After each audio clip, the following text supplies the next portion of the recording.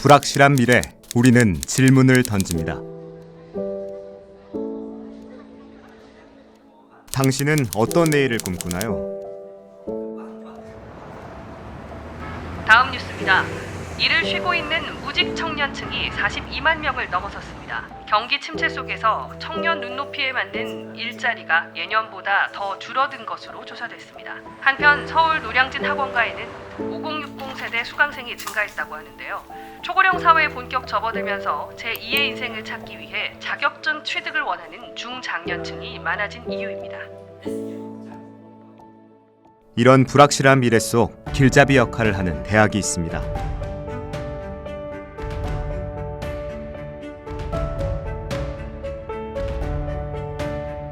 취업률이 최근 3년 동안 봤을 때 한 89.4%를 기록을 하고 있습니다.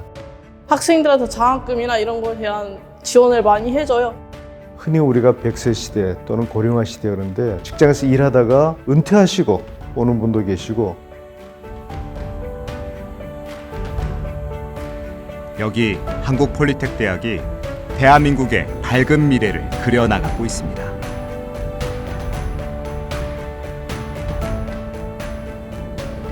한국폴리텍대학은 지난 24년간 국민의 평생 직업교육과 미래 첨단 기술 교육을 선도하기 위해 심도 있는 정책 연구와 혁신을 이어왔습니다. 그간 이뤄낸 성과는 단순한 학문적 성과를 넘어 대한민국 직업교육 발전의 토대가 되었으며 더 나아가 산업과 국민 모두를 위한 실질적 변화를 이끌어내는 중요한 역할을 해왔습니다. 이러한 노력은 폴리텍대학이 직업교육의 현재를 뛰어넘어 대한민국 직업교육의 미래를 설계하고자 하는 의지의 결실이라 할 수 있습니다. 폴리텍대학이 꿈꾸는 미래는 어떤 걸까요? 2024년에 진행한 연구 과제를 들여다봤습니다. 2024년도 폴리텍 정책 연구 및 직종 개발은 크게 세 가지 카테고리로 15건이 진행되었습니다. 첫 번째로 폴리텍 발전 재단을 통한 창업 활성화 방안을 검토하였고 대학의 자율 안정 경영 고도화 체계를 정립하였습니다. 폴리텍의 공공성 확장을 위한 대학 운영의 효율성 강화와 더불어 미래 사회 발전에 따른 대학의 혁신 방안의 검토로 대국민 평생 직업교육 방안을 수립하였습니다. 이와 함께 대학의 기술 경쟁력 확보를 위한 R&D 활성화와 폴리텍의 LCS 활용의 재검토를 위해 평가 가이드를 개발하였습니다. 폴리텍 대학은 그 고용노동부 산하의 이제 산업 여군 양성 이런 식으로 시작했는데요. 사실 그 과정에서 많은 현실적으로 돈이 들어갑니다. 그래서 국가 예산만 가지고 원하는 내용을 다 하기에는 좀 한계가 있고 그렇기 때문에 자율적으로 운영될 수 있는 기반을 마련하는 것이 필요했는데요. 박원우라고 합니다. 저는 이제 현재는 서울대학교 경영대학 명예교수로 있고 한국폴리텍대학에서 이제 저보고 과제 연구 좀 부탁을 해와서 하는데 발전재단, 한국폴리텍대학의 발전재단을 이제 형성하고 그 중에서 저희는 이제 창업 지원 조직을 거기에 포함시키는데 좀 초점을 두고 있습니다. 지금 아시겠지만 폴리텍 대학은 그 고용노동부 산하의 이제 기능인력 양성, 주로 이제 산업 여군 양성 이런 식으로 시작했는데요. 역사가 굉장히 오래됩니다. 사실 그 과정에서 많은 현실적으로 돈이 들어갑니다. 그래서 국가 예산만 가지고 원하는 내용을 다 하기에는 좀 한계가 있고, 그래서 조직의 발전을 위해서 필요한 돈을 발전재단 통해서 좀 형성을 하자. 그래서 형성된 거는 이제 내부 육성, 더 나가서 장학금, 아무튼 조직과 내부 구성을 더욱더 발전시키는 데 쓰인다 이렇게 생각하시면 됩니다. 그래서 흔히 우리가 100세 시대 또는 고령화 시대 그런데 대학을 안 가고 산업 현장에 가기 위해서 훈련받는 경우도 있지만 사실 이미 대학을 나와서 현장에 계시다가 다시 또 추가적으로 오는 분도 계시고 은퇴하시고 오는 분도 계시고 제가 듣기로 연령층이 굉장히 다양하다고 들었습니다. 그래서 제가 아는 어떤 분은 심지어 박사인데도 자기 어떤 영역의 변화를 추구하고자 폴리텍 배워가지고 또 새로운 쪽으로 나가는데 그럼 그런 분들 경우는 배워가지고 취업이 목적이 아닐 겁니다. 새로운 그것을 추구하기 때문에 그런 의미에서도 창업교육이 폴리텍에서 상당히 중요한 역할을 하지 않을까 이런 생각을 합니다. 보통 발전재단 그러면 동문들을 통해서 돈을 이제 받는다든가 기업과의 어떤 계약을 통해서 받는다든가 사실 좀 돈 좀 주세요, 돈 좀 주세요 하는 그런 형국이 많습니다. 하지만 그런 데서는 좀 한계가 있고요. 창업을 통해서 내부 교직원이든 아니면 학생이든 창업하는 계기를 통해서 스스로 돈을 벌어보자. 조금 표현이 좀 어색합니다만은, 그러니까 있는 돈을 얻어오는 게 아니라 창출해가지고 더욱더 학교 발전에 쓸 수 있는 그런 계기를 만들어 보자, 이런 생각이 사는 거고요. 아마 한국에서는 좀 첫 케이스가 아닌가 생각합니다. 누구는 또 그렇게 표현해요. 정수기 물 사다가 그냥 쓰는 거하고 수돗물처럼 틀면 나오는 거하고 좀 차이가 있지 않느냐. 저희들은 4개 관점을 지금 추구합니다. 두 개 제가 나누어서 설명드릴게요. 4개 관점이란 것은 우선 하나는요, 폴리텍 대학의 발전재단 혹은 창업지원조직이 어떤 기능을 하고 어떤 구조로 가져가야 되느냐 함에 있어가지고 정답이 사실 없다고 볼 수도 있죠. 그죠? 저기 위에 계시는 신은 알고 있는데 우리 인간이 정답 모르기 때문에 열심히 해가지고 그걸 찾아 나가자는 것이 하나의 관점일 수도 있고, 또 하나는 야, 세상에 정답이 어딨냐, 결국 많은 옵션 중에서 사람이 선택하는 거 아니냐 해가지고 한국 폴리텍을 운영하는 내부 경영층 또는 한국 폴리텍과 관계되는 이제 주요 의사결정권자, 이 사람들을 인터뷰하고 그들의 의도, 취지 이런 걸 파악해서 우리가 어떤 안을 선택하면 적절할지, 그러니까 답을 찾아 나가자 하는 거하고 주요 의사결정권자들이 원하는 그 선택의 내용을 파악해보자, 이렇게 일단 둘로 나눌 수 있고요. 또 하나는 한국에도 많은 대학들이 있고 또 세계에도 많은 대학들이 있고 하다 보니까 한국 폴리텍에서 발전재단 창업지원조직을 마련하기 이전에 대학 사회에서 발전재단 혹은 창업지원조직을 어떻게 가져갔을 때 실제로 굉장히 좋고 성과 잘 났느냐를 찾아보면서 그럼 어떤 것이 한국 폴리텍에 맞는지 찾아나가는, 소위 말해서 벤치마킹 어프로치를 하는 것도 하나 있고요. 또 하나는 우리 폴리텍 대학의 속성이라는 것이 남들하고 같지 않지 않냐. 그러니까 우리 내부 주변을 볼 것이 아니라 우리 내면을 한번 살펴보자 해서 이제 두 가지야. 그래서 결과적으로 이제 4개 어프로치를 하는데, 그래 4개 관점에 결국은 도출해 놓고 마침 4개 관점을 찾아봐도 결국 같다 그러면 그걸로 이제 결정하면 되지만 조금 다를 수도 있겠죠. 그래서 다르면은 거기서 이제 연구자들이 모여가지고 이제 협의해서 궁극의 안을 찾아 나가는 식으로 정리해 나갈 겁니다. 우리나라 산업 역군을 길러낸 한국 폴리텍 대학, 안전관리 현황은 어땠을까요? 저는 대우 경영 컨설팅 이경미 노무사입니다. 이번에 저희는 자율안전 경영체계 관련된 연구과제를 수행했습니다.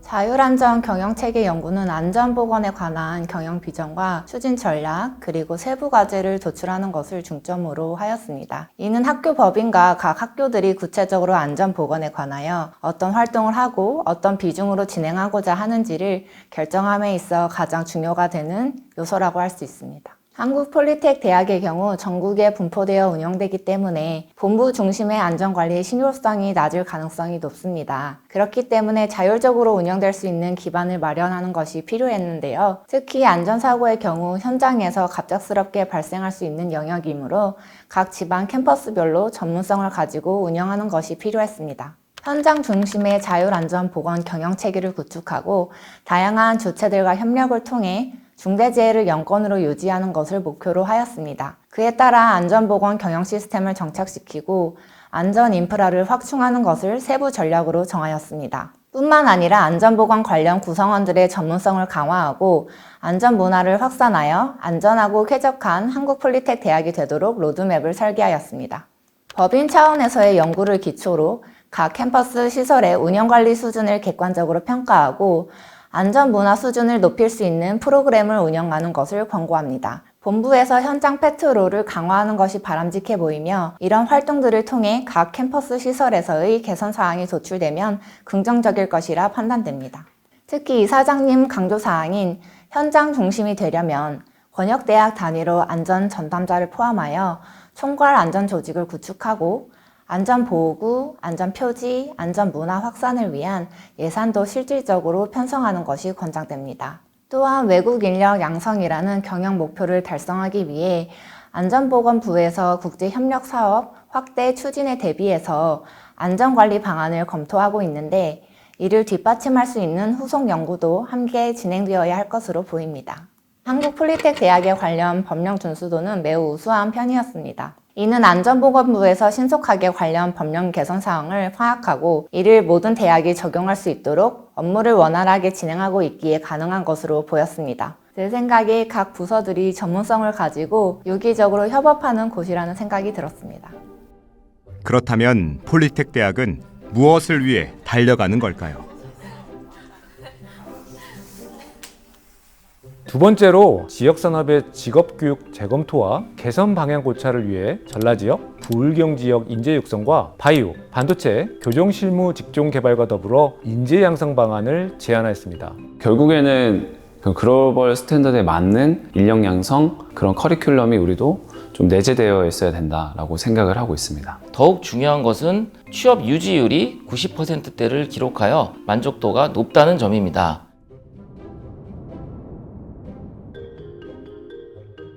저는 한국폴리텍대학교 바이오 캠퍼스 바이오 나노 소재과의 박철순 교수입니다. 네, 우선 제가 올해 한 해 연구했던 분야는 바이오 의학 분야에 관련된 인력 양성 프로그램 개발과 관련된 연구 보고서를 작성을 했습니다. 바이오 산업은 우선 세 가지 분야로 좀 나눠져 있는데요. 보건의료 산업 계열로 해서 레드 바이오가 있고요. 그리고 그 식품이나 자원과 관련된 그린 바이오, 그리고 자원과 에너지와 관련된 화이트 바이오 세 가지 분야로 나눠져 있습니다. 그 중에서 제가 중점적으로 한 연구 분야는 레드 바이오 분야이고요. 그걸 다른 말로 하면은 바이오 헬스케어 산업이라고도 보통 얘기를 합니다. 2024년 1분기 그 매출로 보면은 한 7조 2천억 정도의 매출 규모를 자랑하고 있습니다. 그래서 보통 학생들이 취업하고 있는 분야 쪽으로 생각하면 시설적인 측면에서 GMP라는 시설 안에서 근무를 하게 되어 있고요. 의약품과 품질과 관련돼서 전 세계적으로도 공용되고 있다고 보시면 될 것 같습니다.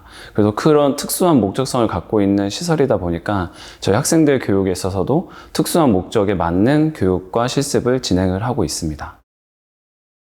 아무래도 처음에 이제 생각되는 부분은 기업에서 요구하는 인력 양성하는 게 가장 중요하다고 생각을 합니다. 기업에서 요구하는 인력들 중에 하나가 지역 인재를 조금 유치하고 싶다라는 의견들이 있습니다. 그거를 좀 자세히 들여다보면은 경력이 쌓이고 나면은 직원들이 다른 곳으로 이직하는 경우가 많다고 하더라고요. 그래서 제가 이제 조사 보고서에 넣었던 내용이긴 한데 저희 2024년 6월에 이제 국가 첨단 전략 산업 특화 단지를 한 12곳을 선정을 했는데 그 중에서 이제 5곳이 이제 바이오 분야에서 선정이 되었습니다. 강원 지역이 되었고요. 그 다음에 인천, 경기 시흥, 그리고 대전, 그리고 경북은 안동, 포항, 그리고 전남에는 화순 지역이 선정이 되었습니다. 이 말인즉슨 뭐냐면 그 지역 산업에 맞게 아무래도 정부에서 지원이 들어가기 때문에 그런 바이오 기업들이 그쪽에서 유치가 되고 성장한다고 하면은 아마 지역 인재들도 자동적으로 따라가지 않을까 이제 그렇게 예상을 하고 있습니다. 그리고 제가 추가적으로 또 말씀드릴 게 있다면은 뭐냐면은 바이오 기업들이 지금 글로벌화 되어 가는 부분들이 많이 있어서 지금 저희 이제 교육도 글로벌하게 좀 준비되어야 되지 않나라는 생각을 가지고 있고요. 특히나 이제 아까 GMP를 말씀드리긴 했지만 그 관련해서 의약품 품질이 굉장히 우수한 게 평가돼야 되는 부분들도 있기도 하고 그 중에서 이제 FDA나 EMA 같은 기관들에서도 주목을 하면서 그거에 걸맞춰서 아무래도 이제 인력 양성하는 데 있어서 국내용이 아니라 해외용으로도까지 저희가 생각해야 되는 부분들이 있고요. 결국에는 글로벌 스탠다드에 맞는 인력 양성 그런 커리큘럼이 우리도 좀 내재되어 있어야 된다라고 생각을 하고 있습니다. 2022년도 산업부 국내 산업실태 보고서에 따르면요. 최근 5년 동안 바이오 산업 분야가 매년 한 22%씩 증가하고 있다고 결과를 도출하였습니다. 그걸로 봤을 때 향후 5년 이후에는 수요가 더 많을 거고 공급이 오히려 문제가 생길 것 같다라는 우려의 말씀을 하셨고요. 근데 그 얘기들을 조금 다시 자세히 보면은 기업에서 뽑지 않는 경우도 있거든요, 사실은. 그러니까 왜냐하면은 아무래도 부족 사유에 대해서 기업들이 써준 내용이 있어요. 그 중에 이제 40% 정도가 어떤 내용이냐면은 직무와 좀 관련이 없더라. 그런 내용들이 조금 많이 있었던 것 같아요. 결국에는 산업계에 좀 연관성이 없는 약간 미스매치라고 저는 생각을 하고요. 그 미스매치를 해결하기 위해서는 결국에는 아마 기업 생태계에 맞는 그런 그 교육 과정이 개발되어야 된다고 생각을 하고 있습니다. 그래서 얘기들을 들어보면 이론 교육보다는 실습 교육을 우선돼야 된다라는 얘기들이 많이 있습니다. 아무래도 저희 바이오 캠퍼스가 취업률이 높은 이유 중에 하나가 학생들 수업이 이제 실습 위주의 수업이 많이 있다 보니까 많이 배우고 가는 그런 부분들이 있습니다. 폴리텍 대학의 인재 양성을 위한 노력은 바이오 산업에만 국한되어 있지 않습니다. 저는 한국폴리텍대학 반도체 융합 캠퍼스 반도체 설계과에서 강의를 하고 있는 김응주 교수라고 합니다. 반도체 직종별 개별 특성화, 활성화 방안이라는 주제로 폴리텍에서 운영되는 반도체 학과에 대한 전반적인 조사 및 앞으로 향후 발전 방향에 대한 연구를 진행을 하였습니다. 반도체 인력 수요는 현재 20만 명 정도로 추산이 되고 있고요. 2031년에는 30만 명까지 필요할 것으로 분석이 되고 있습니다. 또한 최근 세계 1위의 메모리 반도체뿐만 아니라 우리나라가 취약한 시스템 반도체 시장으로서의 확장이 필요한 상황이며 반도체 기술은 기계, 전기, 전자 등 뿌리 산업과도 밀접한 관련이 있기 때문에 뿌리 산업 위주의 실습 교육을 주로 수행하는 폴리텍 대학의 역할이 더욱 중요하게 인식이 되고 있습니다.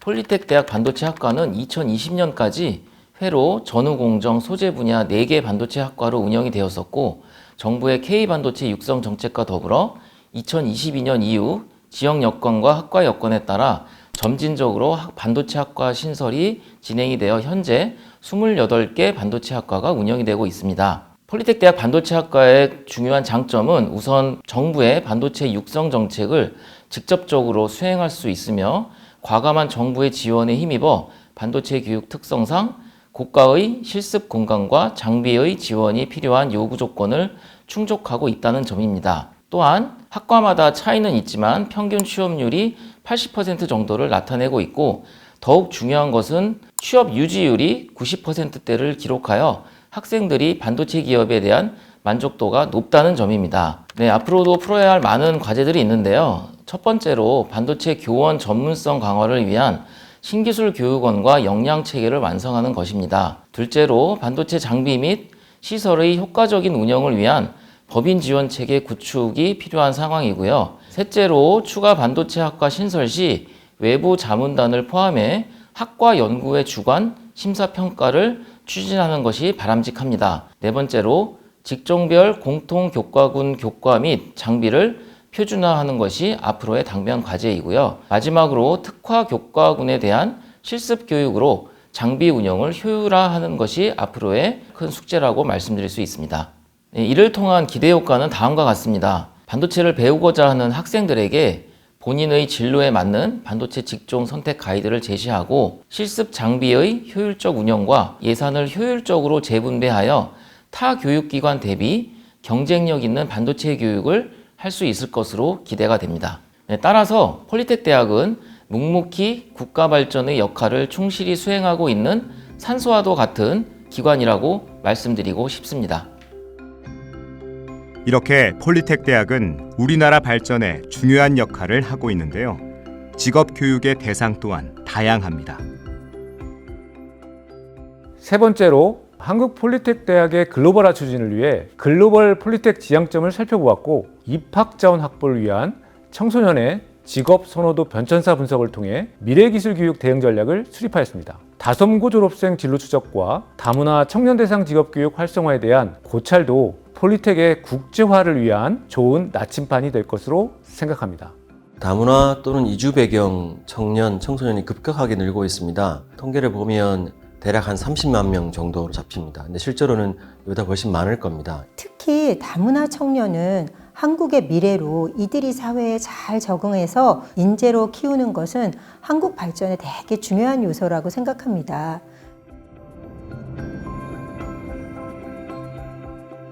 저는 경인교육대학교 교육학과에 재직 중인 장인실 교수입니다. 제가 이번 한국 폴리텍 대학에서 다문화 청년 직업교육 활성화 방안이라는 것으로 연구를 했습니다. 자, 한국의 전체 인구는 감소하는 반면에 다문화 인구는 점점 증가해서 전체 인구의 한 5% 정도를 차지하고 있고요. 2023년 다문화 출생률은 6%로 한국 사회는 이제 다문화 가족과 이렇게 함께 살아가야 되는 그런 상황입니다. 특히 다문화 청년은 한국의 미래로 이들이 사회에 잘 적응해서 인재로 키우는 것은 한국 발전에 되게 중요한 요소라고 생각합니다. 그러나 이런 다문화 학생의 진로 및 직업 교육은 필요성 대비 체계성이나 지속성이 미흡하고 이례적 교육이 대부분이에요. 그래서 다문화 청년 직업 교육에 대한 연구는 미래 사회를 위해서 꼭 필요한 연구라고 생각합니다. 한국 폴리텍 대학이 벤치마킹할 만한 사례는 저는 호주의 사례라고 생각하는데요. 그 호주의 주립 기술대학이라고 우리가 영어로는 약자로 TEF라고 하는데 이게 한 약 250개의 캠퍼스를 각 주정부가 주체적으로 운영하고 있는 호주 최대의 고등교육기관입니다. 그래서 이 대학은 산업 현장과 교류를 통해서 의미 있는 교육과정을 운영합니다. 실무에 바로 투입할 수 있는 기술력 양성 목적으로 산학 연계 교육이 이루어지며 대학 진출의 브릿지 과정으로서 TEF의 2년 과정이 대학의 한 1년 과정으로 인정받게 되어서 상대적으로 입학이 쉬운 TEF를 통해서 원하는 대학으로 진출할 수 있도록 다양한 트랙으로 운영되고 있습니다. 다문화 청년 직업교육 프로그램에 참여한 이 학생들은 교수진, 교육과정, 교육환경 측면에서 모두 만족감을 느끼고 있었습니다. 이 프로그램에 참여한 목적은 향후 취업과의 연계를 기대하거나 또는 자기의 어떤 진로를 탐색하기 위해서 또는 학업에 대한 욕구를 충족하거나 또 자기 개발을 위한 프로그램에 참여하는 것으로 이렇게 나타났습니다. 또 일부 참여자들은 한국에서의 이런 체류 자격 확보를 위해서 프로그램에 참여하는 경우도 있었습니다. 이 학생들의 프로그램에 대한 요구사항은 일, 가정, 이런 학습의 병행을 가장 원하는 것으로 나타났습니다. 이를 위해서는 학생들에게 어떤 그 맞춤형 시간이라던가 또 기간이라던가 이런 것들을 좀 이런 대학 측에서 운영을 좀 자율화해서 해주는 것들이 필요하고요. 제가 생각하는 앞으로의 과제는 한 5가지 정도로 요약해 봤는데요. 첫 번째는 다문화 청년 직업교육을 처음 시작하다 보니까 홍보와 사실 모집의 어려움이 되게 많았습니다. 그리고 대학별로 되게 이런 대상자들, 청년의 대상자들이 되게 다양하거든요. 그래서 이 대학만의 어떤 DB 구축이라던가 구체적인 이런 가이드라인 제작이 필요합니다. 두 번째는 지역 산업 특성에 따라서 지역 맞춤형 운영이 되게 필요한데 이를 위해서는 다문화 청년 어떤 나이의 확대, 예를 들어서 뭐 15세에서 59세까지라던가 또는 비자 종류 이런 것들의 다양화가 필요합니다. 세 번째는 학생 맞춤형 교육과정 개발이 필요한데요. 우리가 이제 다문화 그 청년 관련해서는 법무부라던가 또는 여가부, 교육부에서 많이 하고 있는데요. 이런 다른 부처와의 차별화를 위해서는 좀 한국어 수업 시수를 좀 축소하고 실기 기반 자격증 과정 강화가 필요합니다. 그래서 이를 기반으로 좀 취업과 연계될 수 있는 모범 사례를 창출하는 것이 꼭 필요하다고 생각합니다. 네 번째는 전담 인력 배치를 통한 지속적인 다문화 청년 직업교육 프로그램이 운영될 수 있도록 시스템을 갖추는 것이 필요합니다. 또한 본부 차원에서의 다문화 교육 관련 연구소를 이렇게 만들어서 각 학교별 지원 방법에 대한 지속적인 연구가 필요합니다. 마지막으로 이제 교육부와 교육청과의 업무 협조를 통해서 다문화 학생 위탁과정 운영 등 다문화 청년들이 직업교육을 받을 수 있는 환경을 한국 폴리텍 대학이 제공하는 것이 필요하다고 생각합니다. 이렇게 다문화 학생을 대상으로 직업 교육을 하는 기관은 우리나라에서 한국 폴리텍 다솜고등학교가 유일합니다. 우리나라는 점점 다문화 시대로 가고 있는 그러한 상태였습니다. 이런 친구들을 옆에서 바라보면서 그리고 그런 친구들이 많아질수록 사회적으로 문제가 될 것이라는 그런 예상함이 있었습니다. 그런 까닭에 우리나라에 들어와서 이렇게 힘들어하는 아이들을 위해서 학교가 탄생한 것을 너무 반가웠고, 그래서 저도 역시 이 학교에 올인을 해서 같이 생활해보자라는 마음으로 들어왔습니다. 그러다 보니까 저희가 2012년 이후로 자격증도 100% 취득을 하고 아이들이 졸업을 했고요. 그리고 많게는 8개까지도 자격증을 취득해서 졸업을 하고 한국어도 굉장히 많이 배워서 나갑니다. 이러한 좋은 점들이 저희 학교의 장점으로 계속해서 자리를 했기 때문에 지금도 입학 경쟁률이 2대1 정도 이상의 경쟁률이 나올 정도로 학교가 굉장히 좀 튼튼하게 운영이 되고 있다는 것을 말씀드릴 수 있습니다. 다솜고를 졸업한 다문화 학생들은 어떻게 지내고 있을까요? 세명대 저널리즘대학원의 안수찬 교수라고 합니다. 이번에 한국폴리텍대학교 다솜고등학교 졸업생들이 어떻게 지내고 있는지 분석 연구했습니다. 한국폴리텍대학이 운영하는 다솜고등학교는요, 현재 한국에서 다문화 또는 이주 배경 청소년들에게 체계적인 직업교육을 제공하는 국내 유일한 교육기관입니다. 때마침 이제 다솜고를 졸업한 졸업생들이 10년에 걸쳐 배출되었습니다. 그래서 지난 10년 동안 다솜고를 졸업한 사람들이 어디서 어떻게 지내는지 살펴보면 한국 사회 전체적으로 다문화 청소년에게 제공하는 직업교육에 어떤 성취와 문제가 있었는지 함께 파악할 수 있을 것이라고 생각했습니다. 모든 조사에서 공통적이고 반복적으로 나타나는 특징이 있었는데요. 이 졸업생들이 다솜고에 대한 만족도가 대단히 높았습니다. 우선 한국 사회 정착에 필수적인 한국어를 제대로 배웠다. 또 성인이 된 이후에 자립할 수 있는 기본적인 기반인 직업적 기술을 익혔다. 무엇보다 다솜고 선생님들을 만나서 정서적 안정과 자존감을 찾았다고 답하는 경우가 매우 많았습니다. 특히 다솜고 선생님들이 좋은 교사였을 뿐만 아니라 아버지 또는 어머니 역할까지 해줬다고 평가한 졸업생들이 많았습니다. 학교 선생님한테 의지하는 것도 많고, 아니면 뭐 친구들한테 의지하는 것도 많고, 그다음에 가정 자체가 조금 국제결혼에 실패해서 좀 안 좋아지는 케이스들도 있어서 그런 친구들의 심리적인 문제나 어떤 교육적인 문제, 그게 또 연결되다 보니까 그런 것들에 대한 문제를 제가 종합적으로 많이 케어를 하려고 하고 있습니다. 그래서 단순히 공부뿐만이 아니라 가정사까지도 같이 조금 신경 써서 보고 있는 것들이 있습니다. 우리 선생님 재밌게 해주셔서 좀 수업을 재밌게 했습니다. 우리 실습할 때 항상 2명씩 하거든요. 다른 나라에서 온 친구랑 하면 좀 어떻게 설명해야 될지 그것도 좀 힘들었고, 근데 지금은 점점 한국말이 좋아지니까 괜찮아졌어요. 폴리텍 대학은 작년에 우리 형이 이 학교로 와가지고 저도 같이 왔어요. 근데 지금은 직업을 생겨서 일하고 있습니다. 전 여기를 일단 졸업하게 된다면 경영 쪽으로 가고 싶습니다. 저는 이제 이중 배경을 가지고 있다 보니까 다른 나라와 사업을 하거나 다른 나라와 이제 교류를 할 때 아무래도 좀 이득점이 있고 하다 보니까 학교를 졸업한 후 일단 대학교에서 교육과정을 지내서 우즈벡이랑 한국 사이의 사업을 한번 도전해보고 싶습니다.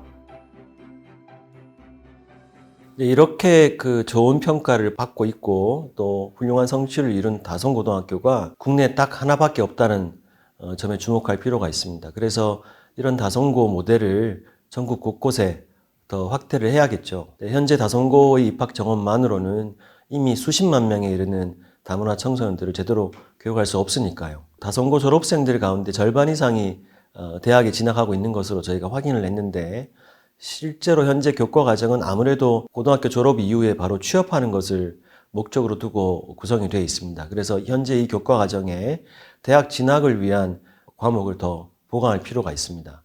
고졸 학력만으로는 한국 사회에서 안정적 직업을 얻기 힘든 게 사실인데, 이들이 안정적 직업을 얻지 못하면 결과적으로는 한국 사회 융합도 힘들어지기 때문에 대학 진학 안내도 적극 도입할 필요가 있습니다. 이런 노력을 통해서 다문화 청소년들도 대한민국에서 당당한 일꾼으로 자리 잡는 데 도움이 되길 바랍니다. 꿈을 키워가는 학생들, 폴리텍 대학이 끊임없이 미래를 고민하고 연구하는 이유입니다. 앞으로도 한국 폴리텍 대학은 지속 가능한 직업교육 정책 연구를 이어가며 국민 모두가 직업교육의 혜택을 누릴 수 있도록 최선을 다할 것입니다. K-시프트라는 비전이 국가적 정책으로 구체화되어 교육과 산업의 현장에서 실질적 성과로 나타날 수 있도록 우리 모두가 협력해야 할 것입니다. 이러한 연구와 혁신이 가능하도록 지원과 격려를 아끼지 않으신 모든 분들께 깊은 감사의 말씀을 드립니다.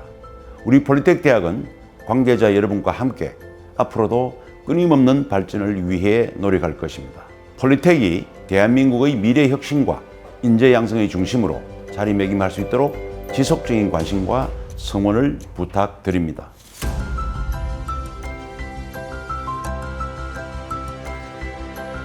대한민국의 밝은 미래를 현실로 만드는 곳, 한국폴리텍 대학입니다.